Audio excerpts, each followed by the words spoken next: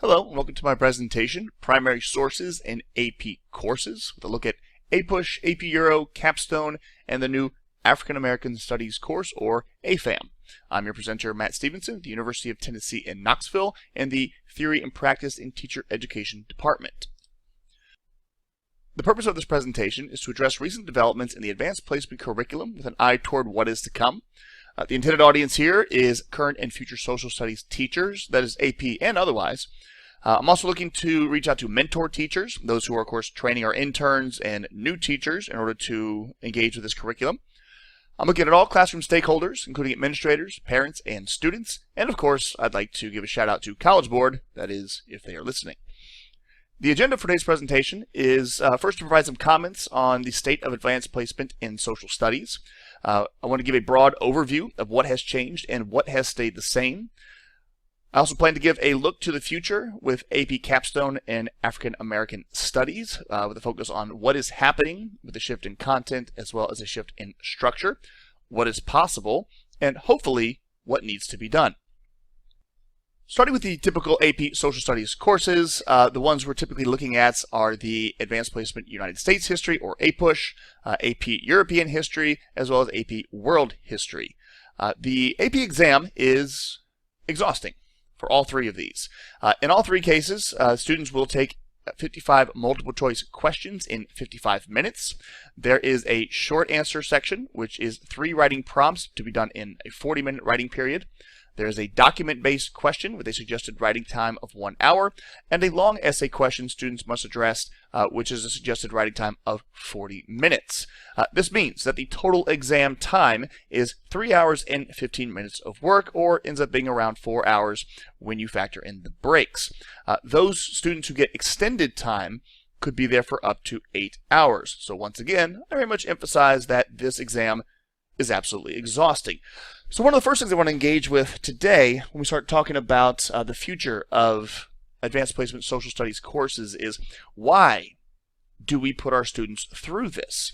Why is this type of examination still the standard for advanced placement social studies? And again, what possible developments could there be to make adjustments here?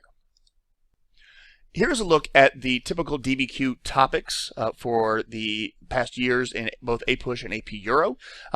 This is part of an ongoing research project in which I am coding the past AP document-based questions with a look for content as well as document representation. So here's just a sample of some of that research. For APUSH in the past 5 years, these are the typical topics. We have the U.S. independence, late 19th century empire, the progressive era, the economy 1940 to 1970, and national identity formation 1800 to 1855. AP Euro topics with a sampling from the past 20 years, English Civil War, 30 Years' War, religious toleration 16th to 18th century, the Peasants' Revolt of the 16th century, and World War I Germany. So, these are pretty typical topics. Very traditional when it comes to what we're looking at as United States history, sort of the political, economic, some cultural history that's in there, as well as AP Euro, again, lots of religion, lots of state formation, these kinds of things. Again, very typical topics that we see. There is a push to start rethinking these advanced placement exams, because once again, these exams are absolutely exhausting, not to mention the topics they cover are, once again, pretty traditional. Not that traditional is bad. We definitely need this traditional groundwork base here. But does this need to be all that we look at? Particularly when we talk about some of the recent developments in a new advanced placement course, that is Capstone. Now, Capstone was piloted around the United States in 2014 and 2015. It became widely available in 2016. So we're not quite to the 10-year mark for Capstone being available nationwide in America's school system. But just to kind of give you a rundown about how Capstone has started to rethink the advanced placement exams. Capstone is broken down into a 2-year program. Year 1 is Capstone Seminar. Students do still take an end of course exam. However, they also have a Task 1 and Task 2 essay. Task 1 is a 1,200-word essay. Task 2 is a 2,000-word essay that incorporates documents from what's known as a stimulus packet. More on that here in just a little bit. These tasks are done throughout the year. They are not timed exams, and that is students sitting down and actually trying to write out as much as they can in a short period of time. Rather, they are research-based projects. Now, once again, Capstone Seminar does still have an end-of-course exam, but it's a lot more manageable, while still somewhat tiring. It consists of 3 short answer questions that with a suggested writing time of 30 minutes, as well as an evidence-based argument essay, suggested writing time of 90 minutes. So we are still talking about an exam that's over 2 hours long, but that's about half of the time of the AP Social Studies exams. And once again, a student's entire determination as to whether or not they get advanced placement credit is not defined by this sort of time pressure writing. But even more fascinating, at least from my perspective, is the Capstone Research Year. If you look at seminar as kind of a weed out, which is a pretty abusive way to look at that program, but it is typically what happens there, is the Capstone Year then allows students to be unleashed, to give a full year to one research project, where their final product is a 4,000 to 5,000 word essay that is supposed to be of publishable quality. And as a demonstration of that, I do want to point out that I actually did have a Capstone student who created a literal publishable work. Here is a book chapter that was published in the book Enhancing Education Through Multidisciplinary Film Teaching Methodologies.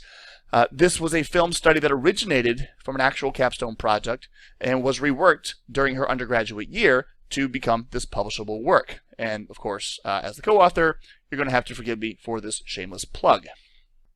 But more than just simply the difference in the exam style is a big difference in the exam topics.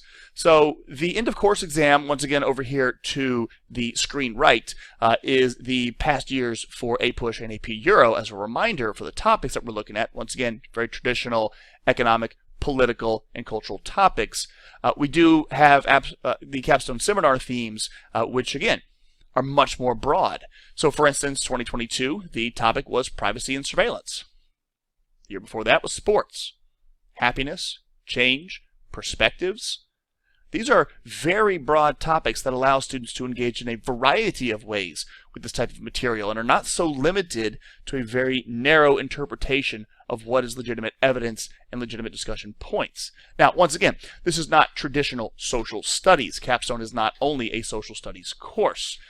But if we look at the stimulus material from 2022, as we see listed here to screen bottom right, we can see that there are a variety of types of sources that come from a variety of different fields. Not only is there history, anthropology, and cultural studies, but we have science, literature, economics, and of course arts-based documents that can be utilized by students for their research purposes. But not only do we have these kinds of diversity in sources themselves and a diversity of voices that can be heard as a result of these types of sources, but we also have a diversity in the way these sources can be distributed. On the AP Social Studies exams, typical sources are written sources, so this is going to be, say, government documents, it might be correspondence. You also will have some visual sources, sometimes these will be paintings, sometimes they'll be political cartoons, but you're also going to have occasionally charts, graphs, these kinds of things. Once again, pretty typical for social studies research. But what classes like seminar allow us to do is to expand our idea of what sources can be. And here is a good example.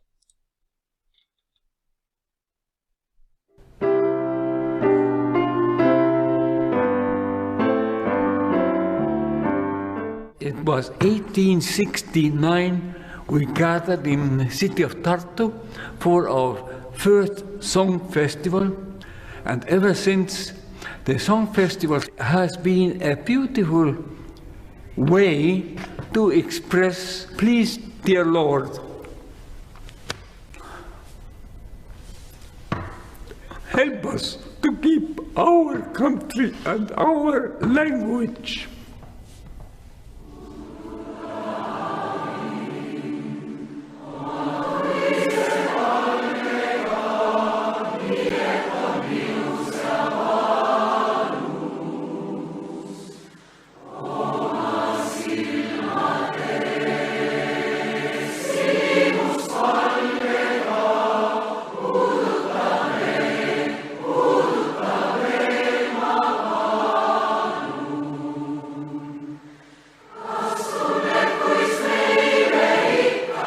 celebration tradition is something what is in our history, and I think it is like in people's genealogy. And when we had singing revolution, Estonians, they just gathered to song celebration ground and sang. It was that declaration. And I remember the feeling that we have 80,000 people here. You can't arrest and you can't kill all of them. And I think that it made Estonian people feel that music can make difference.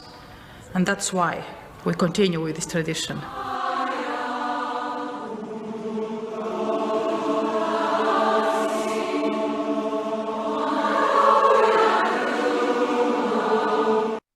So the stimulus material in AP Capstone in 2022 included a video source linked to YouTube. This again is pretty innovative in the way to not only distribute material but also to expand the voices that can be heard. Imagine using a source like this on the European history exam.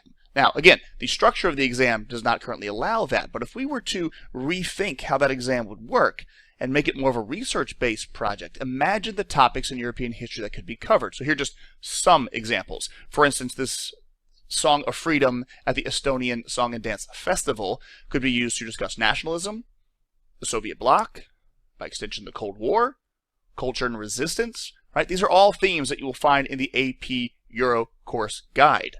This is something that, again, that we mean when we talk about rethinking what the exam could actually be, and then, of course, what sources might be. From 2023, here's another example. When you imagine the architectural wonders of the world, what do you see? The greatness of the pyramids of Giza, or maybe the amazing aqueducts of ancient Rome? Both of these are amazing feats of human innovation. As an architect, I've often wondered, why do we monumentalize the ancient wonders of civilizations that collapsed such a long time ago? I've traveled the world studying ancient innovation, and what I've found are indigenous technologies from living cultures that are still in use.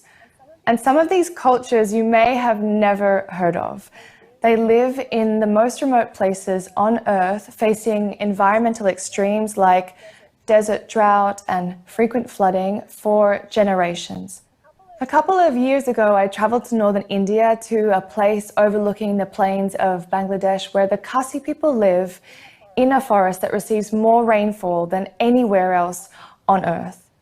And during the monsoon season, travel between villages is cut off by these floods, which transform this entire landscape from a forested canopy into isolated islands. This hill tribe has evolved living root bridges that are created by guiding and growing tree roots that you can barely wrap your arms around through a carefully... So again, we have a video source here being used for the Capstone Seminar stimulus material. Imagine using this kind of source on an AP World exam. Not in the way it exists now, but as a research project to talk about, say, globalization, a discussion of ancient civilizations, conceptions of regionalism, proliferation of technology, right? Once again, all themes that we see in the Advanced Placement World History course guide and curriculum. This is what we're talking about when we talk about the rethinking of the exams and therefore rethinking of the voices that can be heard as a result of the changes that are possible. So the question then comes in with the new AP course, currently being piloted here in 2022-2023. There'll be one more pilot year, 2023-2024, and the first dispersal of this course will be the AP exam in 2025. So the question, of course, is, will Advanced Placement African American Studies be more like APUSH, or will it be more like Capstone?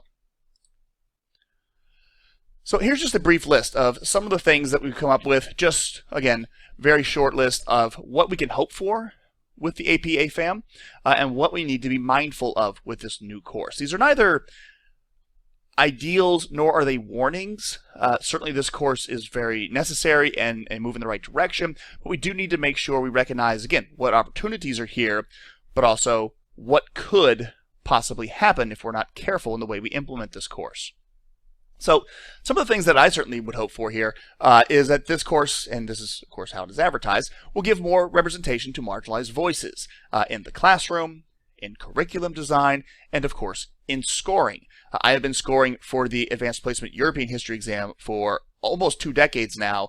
Believe me, diversity is a concern. This certainly would help to address that to some degree.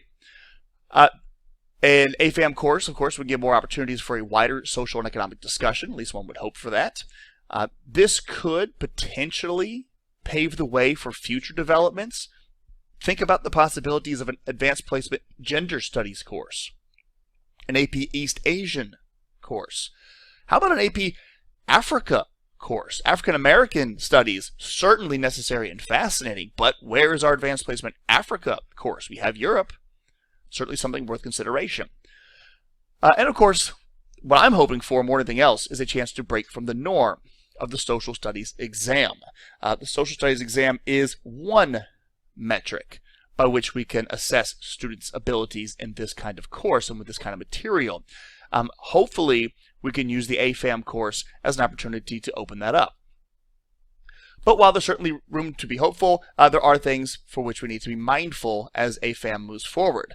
We have to be very careful that this does not become a segregated course.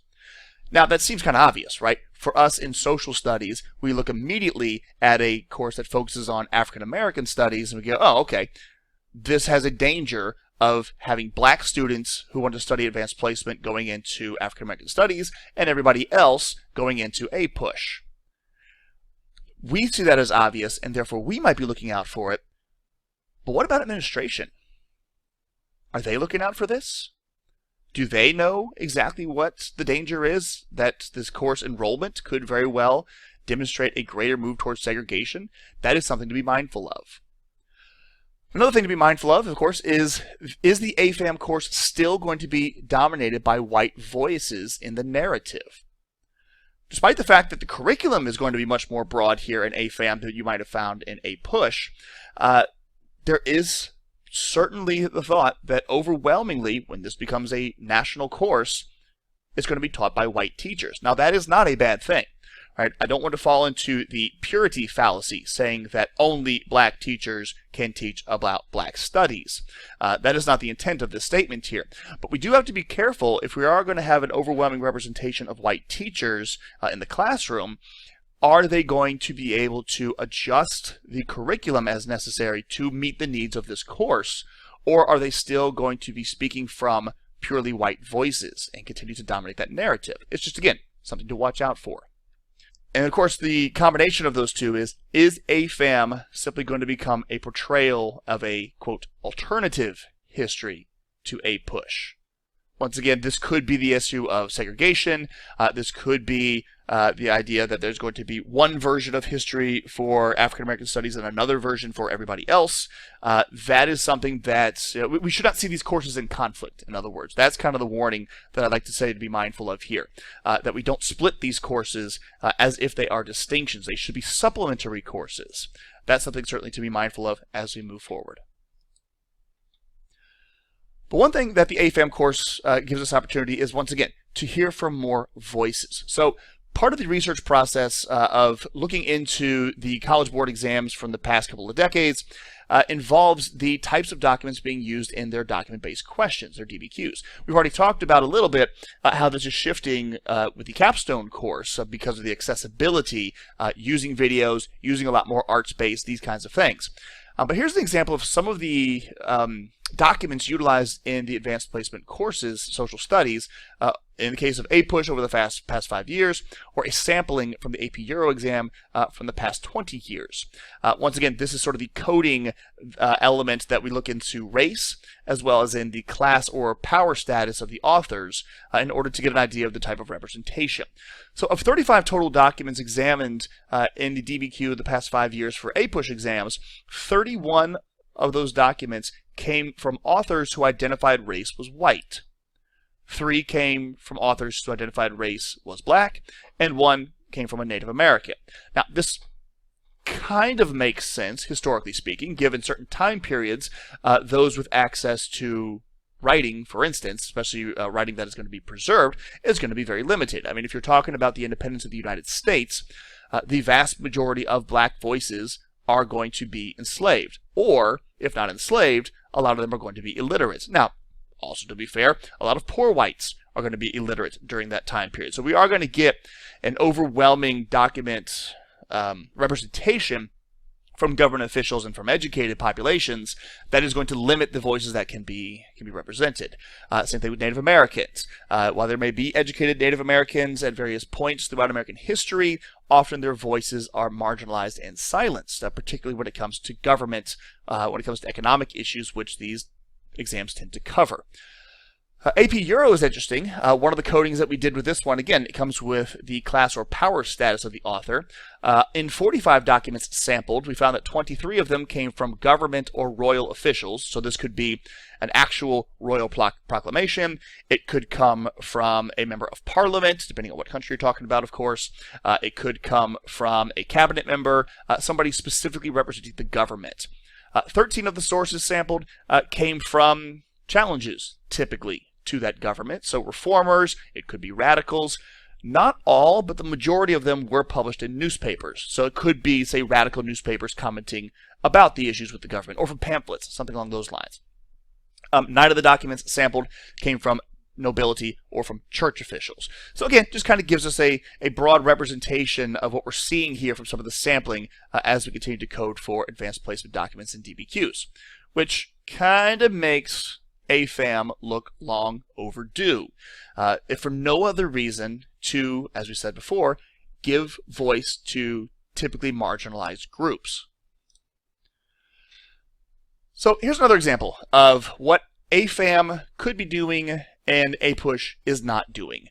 So when we take a look at, say, some of the historical moments in African American history, or African American studies in this case, the historical representation of major events or major figures is going to be very different. So what I have here is a list of a couple of topics here in African American studies, their mention or lack of mentioning in the APUSH standards, and then their representation in the published AFAM standards. So Malcolm X, for instance, as well as the Amistad incident and Jackie Robinson, are not mentioned in any place in the APUSH standards. They are broadly represented in the civil rights standards, or in the case of Amistad, say the discussions over slavery, but there's no direct mention of these events or of these individuals. Martin Luther King Jr. does receive one mention in the APUSH standards. And again, this is not a critique on APUSH. APUSH usually deals with kind of big picture stuff, or at least likes to tout itself as dealing with big picture stuff. So major political movements, we're looking at major wars, these kinds of things. You're not going to see a lot of specific names unless you are talking about, say, President of the United States. So there are going to be some limitations with that. But AFAM gives the opportunity for a broadening of this discussion. Malcolm X, for instance, is mentioned 18 times in the newly published AFAM standards. Martin Luther King Jr. is mentioned 17 times. Now that's an interesting dynamic there, that Malcolm X is actually mentioned more than Martin Luther King Jr. I feel that is intentional, and that is very much a compliment in this case. Amistad is mentioned 3 times. The Amistad incident, I should say, is mentioned 3 times in the AFAM standards, whereas Jackie Robinson still doesn't receive any mentions, which shows that there is still some work to be done. Not because Jackie Robinson himself needs that representation. It's more that I don't know how much AFAM is really going to play into things like music and sports, particularly when it comes to something that's not quite as modern. So the other aspect that comes into this, again, is what kind of sources are we talking about? Now, what I have here not only is representations of these historical individuals and events, Malcolm X, Amistad, Jackie Robinson through the movie 42, and Selma, but I also have a representation of sources. These themselves are, in fact, sources. And this is something I always like to engage with my history students, both at the undergrad level as well as in advanced placement courses, is if we take these not only historical events and figures, but take the films that represent them. The film Malcolm X. The film Selma, not just the story of Martin Luther King Jr.'s career. What kind of sources are these? Right? If we're talking in, say, the terms of Capstone, for instance, would they utilize clips from these movies as sources? In which case, we are talking about secondary sources, right? Amistad, as a film, is a representation and therefore a secondary source of the Amistad incident, right? Djimon Hounsou is not Cinque, regardless of how well he may have portrayed that character. So these are, in fact, secondary sources. Now, wouldn't that be an interesting interpretation for the portrayal of these stories in African American studies by using the films that represent them, especially if we turn them into primary sources?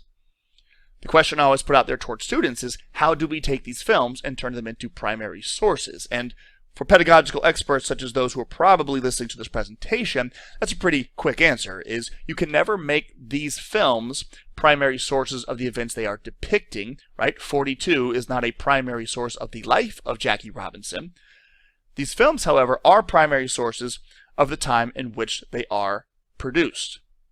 In other words, the films themselves and the film study becomes the method of primary analysis. So we would watch Malcolm X not only to get sort of a textual base of Malcolm X and his storyline as a civil rights advocate, but also to see the 1992 Spike Lee created Denzel Washington portrayal of Malcolm X as created in 1992.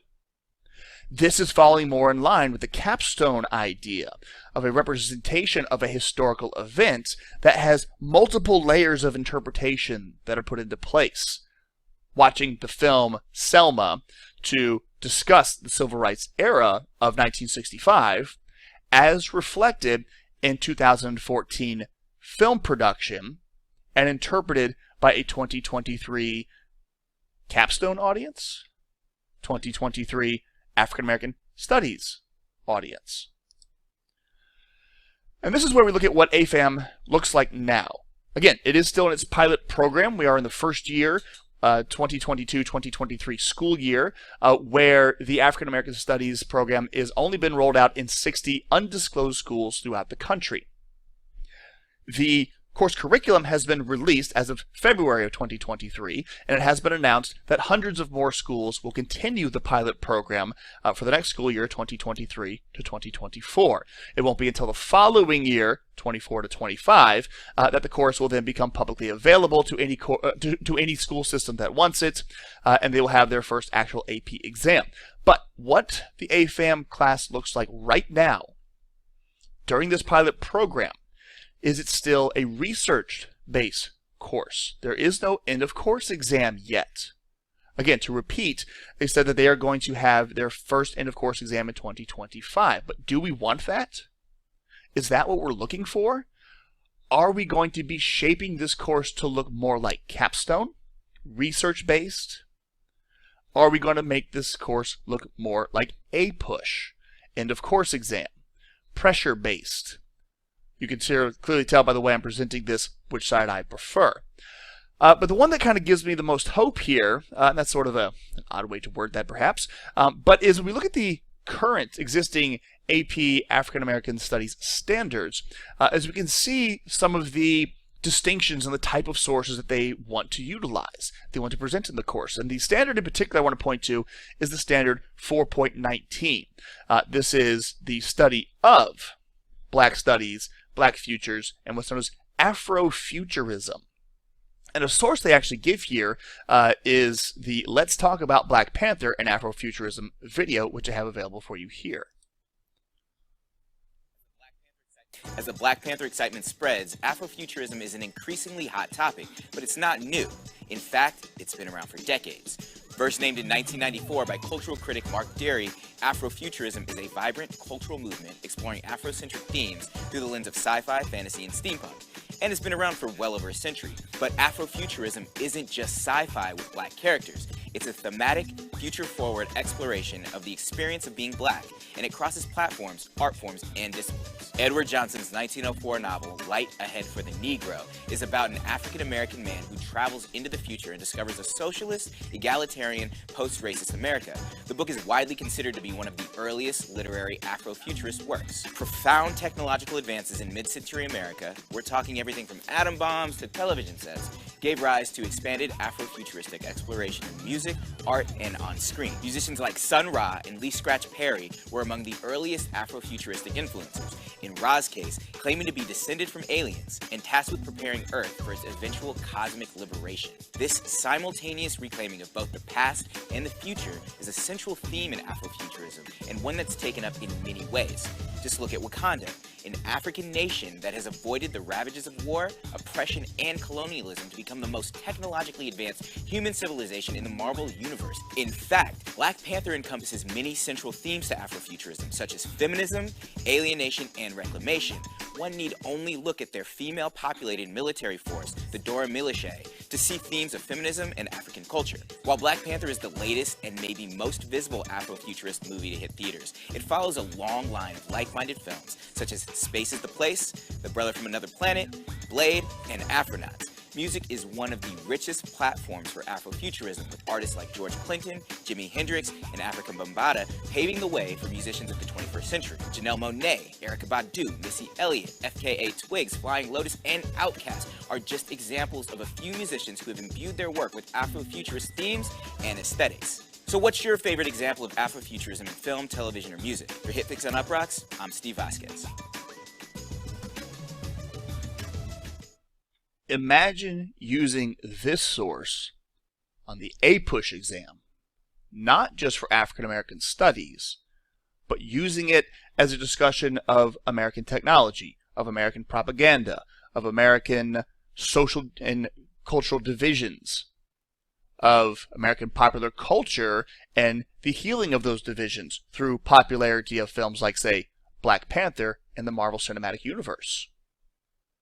These are exciting topics that AFAM has to offer, and it is the hope that they will continue to pursue this research-based and alternative view towards sources that will potentially break the mold of the standard social studies exams.